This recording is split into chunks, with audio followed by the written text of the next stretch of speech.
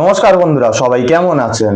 আজ আমি আপনাদের বলবো, অনেক মানুষই কিন্তু শত্রু দমন মানেই যে বগলামুখী কবচ লাগবে এটাই মানুষ জেনে গেছে। কিন্তু এই ধারণা কিন্তু একেবারেই ভুল।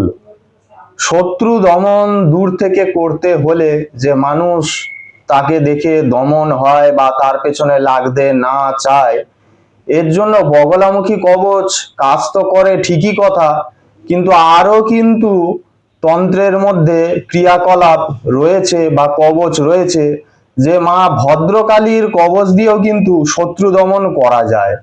এটা কিন্তু বহু মানুষই জানে না। তার ফলে কি হয়, মানুষ ইউটিউব চ্যানেলে বিভিন্ন ভিডিও দেখে দেখে জেনে গেছে যে শত্রু দমন মানেই হচ্ছে মা বগলামুখীর কবচ ধারণ করলেই বোধহয় শত্রু দমন হয়ে যাবে। তা এই জিনিসটার থেকে আমাদের বেরিয়ে আসতে হবে।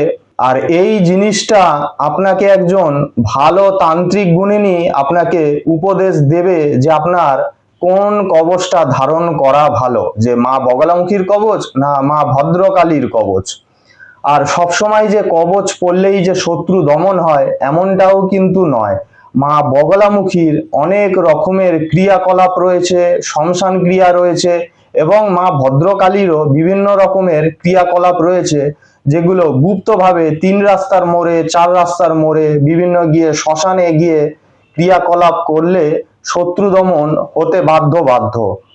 এবং তারপর যদি তার সঙ্গে এই মা বগলামুখীর কবচ বা মা ভদ্রকালীর কবচ ধারণ করা যায় তাহলে তো অতি উত্তম বিষয়। তাহলে অবশ্যই বন্ধুরা, আপনারা ভালো কোনো তান্ত্রিক গুণিনের সঙ্গে পরামর্শ নিয়ে তার সঙ্গে তবেই আপনি জিনিসটা জানুন যে আপনার ক্ষেত্রে কোনটি করলে ভালো হবে, যে মা বগলামুখীর কবচ না ভদ্রকালীর কবচ। এই ছিল আজকের ভিডিওটি আপনাদের যদি ভালো লেগে থাকে অবশ্যই লাইক এবং শেয়ার করে দেবেন, যাতে অনেক মানুষ এই তথ্য বিষয়ে জানে। ভিডিওটি পুরো দেখার জন্য সকলকে অনেক ধন্যবাদ। নমস্কার, হর হর মহাদেব, জয় মা দক্ষিণাকালী।